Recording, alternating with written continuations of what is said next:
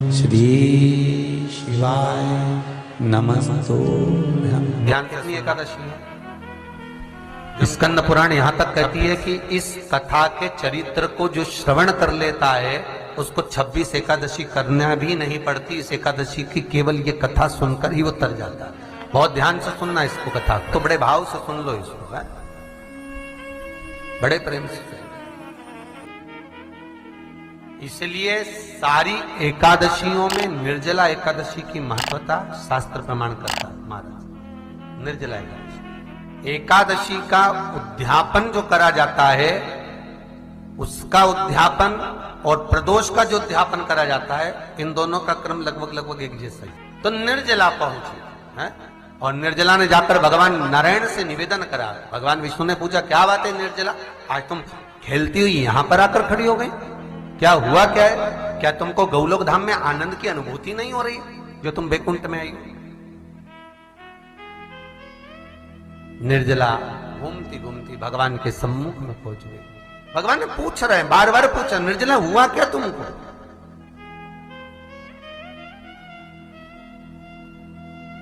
ए निर्जला, ए एकादशी, हुआ क्या है तुमको? क्या कारण है तुम्हारे यहां आने का, बैकुंठ पहुंचने का? बहुत ध्यान देना महाराज। शास्त्र कहता है सोमवार, मंगलवार, बुधवार, गुरुवार, शुक्रवार, शनिवार, ये देवता वो देवता सबके व्रत कर लो, सारे व्रत कर लो, पर ये व्रत आपको परमात्मा के धाम तक लेकर नहीं जा सकते, क्योंकि इनका जो पुण्य है वो मृत्यु लोक में आप थोड़ा सा भी व्रत करते हैं तो पुण्य समाप्त हो जाता है। पर हिंदू धर्म के 3 व्रत ऐसे बता दिए जिन व्रतों का पुण्य समाप्त नहीं हुआ।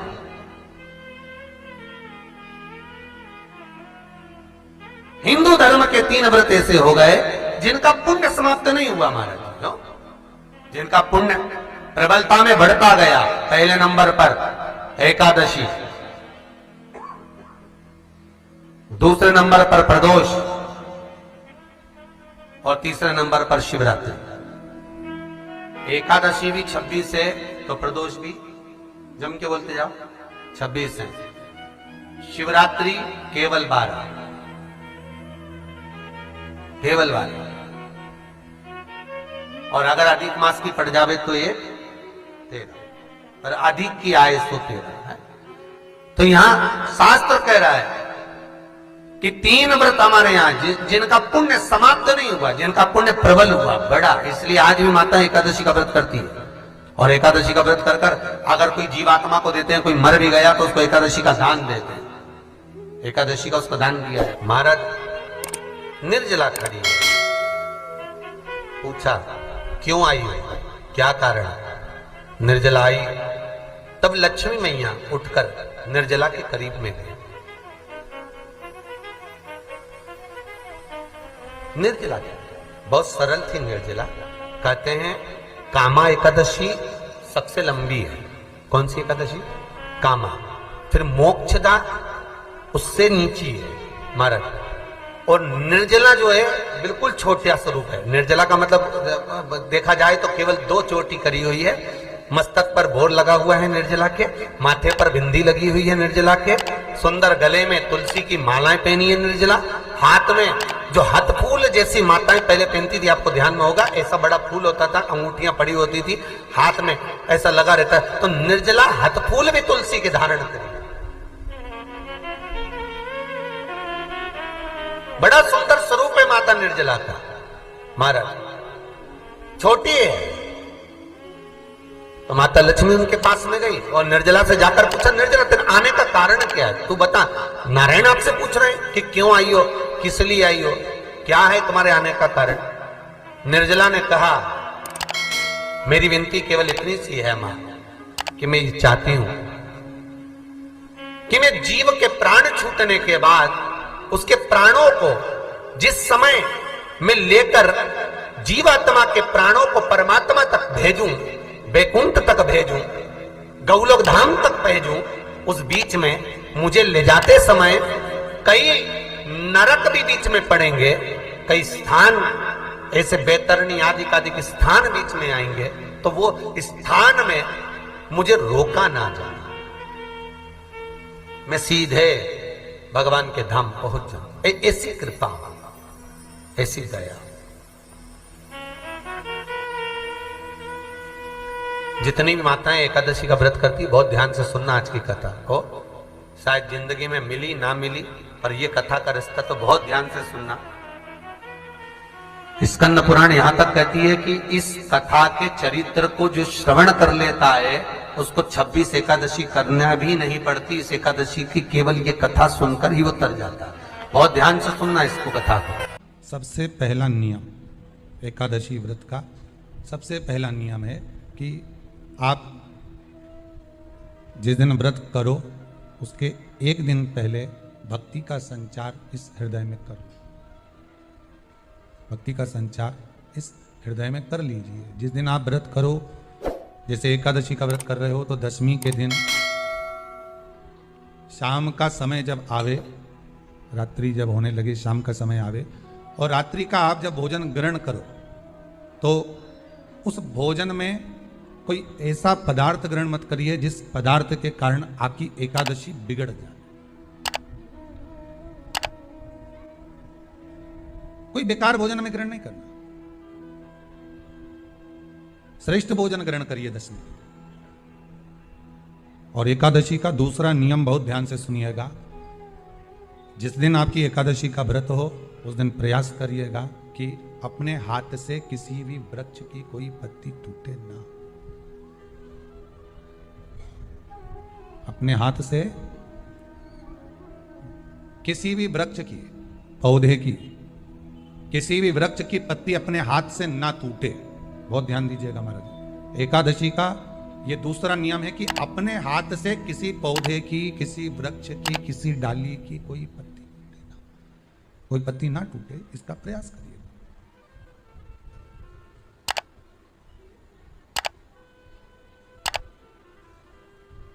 कितना सुंदर व्याख्यान कहा है, कितना सुंदर वर्णन है महाराज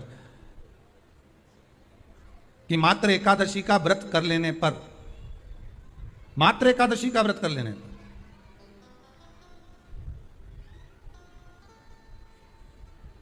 जो पूर्व में किया गया हमारा पाप कर्म है, हमने किसी जीव की हत्या करी है, हमने किसी को कष्ट प्रदान करा है, हमने किसी को अपशब्द कहा है, हमने किसी को ताने दिए, हमने किसी को आड़ा टेढ़ा कहा है, हमने किसी को गालियां दे दी है, मात्र एकादशी का व्रत ही कर लेने पर ये सारे जो दोष हैं वो समाप्त हो जाते हैं।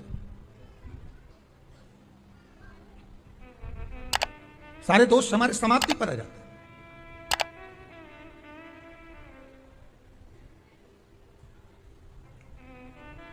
अब एक विचार करिएगा थोड़ा सा अपने मन में, अपने चित्त में, अपनी वृत्ति में एक बात उतारिएगा। एक अपने मन में एक बात को उतार कर रखिएगा कि आप अपने पाप को, अपने पाप कर्म को जिस दिन क्षीण करने वाले हो, समाप्त करने वाले हो, अपने पाप को आप जिस दिन समाप्ति पर लेकर जा रहे हो, तो उसके एक दिन पहले आपको प्रसन्नता होना चाहिए कि नहीं होना चाहिए कि कल मेरा पाप कटने वाला है, कल मेरा पाप समाप्त होने वाला है। जो मैंने पाप कर्म करा है वो समाप्त होगा, जो मैंने पाप कर्म करा है वो कल समाप्त हो जाएगा। तो एक दिन पहले आपके चेहरे पर प्रसन्नता हो कि ना हो?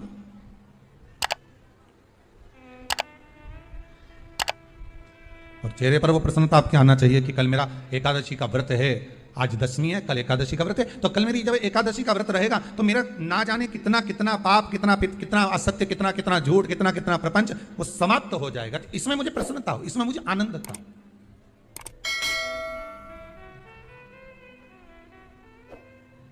तो क्या कहा गया कि प्रयास करिएगा कि एकादशी के दिन कोई वृक्ष की, कोई डाली की, कोई कोपल की कोई पत्ती ना तोड़ी जाए। क्यों?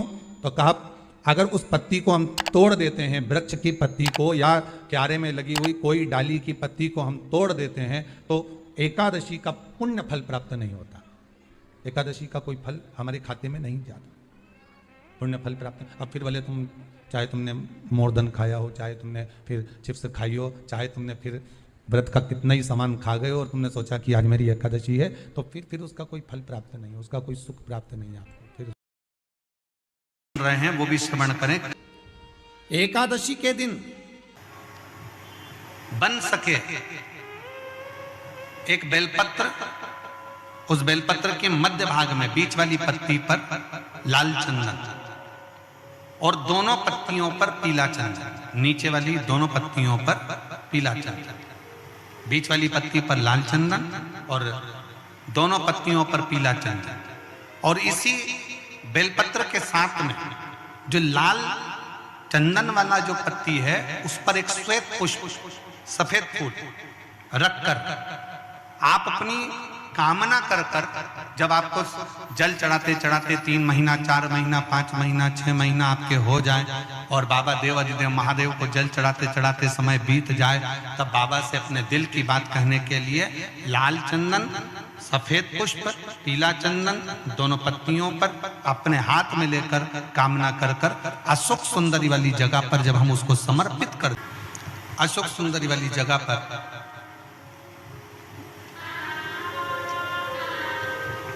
ये शिवलिंग जलाधारी और उसके सामने का जो भाग है उसके मध्य भाग में अशोक सुंदरी का स्थान है। बस इसी स्थान पर बेलपत्र और श्वेत पुष्प, बीच वाली पत्ती पर लाल चंदन, आसपास की पत्तियों पर पीला चंदन और वो शिवलिंग की सम्मुख में जो अशोक सुंदरी का स्थान है वहां समर्पित कर, उस स्थान ये रोज नहीं करना। फिर ध्यान देना, कभी कभी 4-6 महीने निकल जाएं, 8 महीने निकल जाएं, 3 महीने निकल जाएं, 5 महीने निकल जाएं उस स्थान, और ये हमने एक बार नहीं बताया, इसको पहले भी वर्णन कर सकते।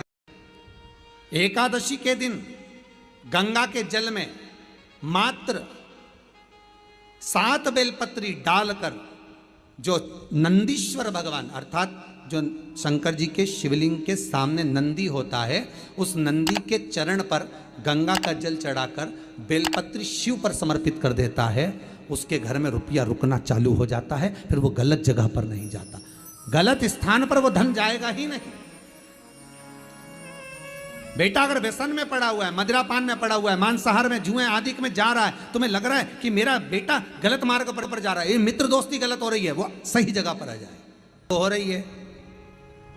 30,000 रुपये महीना, 40,000 रुपये महीना कमा कर लेकर भी आ रहा है, कमाई तो आपकी हो रही है। 30-40 हज़ार रुपये महीना आप कमा रहे हो, 50,000 रुपये महीना, 1 लाख, 2 लाख, 4 लाख रुपये आप कमा भी रहे हो, पर आया और चला गया, उसका क्या करोगे?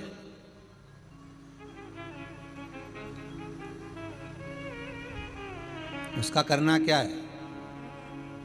बहुत सुंदर संवाद है, ध्यान दीजिएगा। जिसके घर में कमाने वाले 2-4 हैं, पैसा तो आ रहा है पर घर में टिक नहीं रहा, डॉक्टर में, पुलिस में, एक्सीडेंट आदि में, कहीं गलत जगह पर व्यसन में अगर पैसा जा रहा है, जुए में, मांसाहार, मदिरा पान, या कहीं आया पैसा, पैसा आने में कमी नहीं, आ रहा है पर टिक नहीं रहा, रुक नहीं रहा, कोई मांगने आ गया, दे दिया, फिर वहां से अपने पास नहीं आ रहा, अपन कह रहे हैं भैया हमारा पैसा लौटा दो, नहीं आ रहा।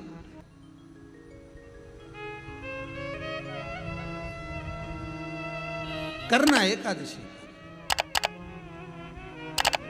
कई लोग इसको धन के लिए भी करते हैं, संपदा के लिए, संपदा के लिए अर्थात जिसका व्यापार नहीं चलता, जिसके घर में पैसा नहीं आता, या नौकरी नहीं लग रही, या सर्विस नहीं लग रही, आप अप्लाई कर रहे हो, जगह जगह जाकर इंटरव्यू भी दे रहे हो और पैसा नहीं आता, तो उसके लिए भी प्रयास किया जाता है। पर उसके लिए यहाँ पर जो धन के लिए करते हैं, उसके लिए विष्णुपदी के लिए करते हैं। मतलब जैसे गंगा के जल में तुलसी के 11 पत्ते डाले जाते हैं।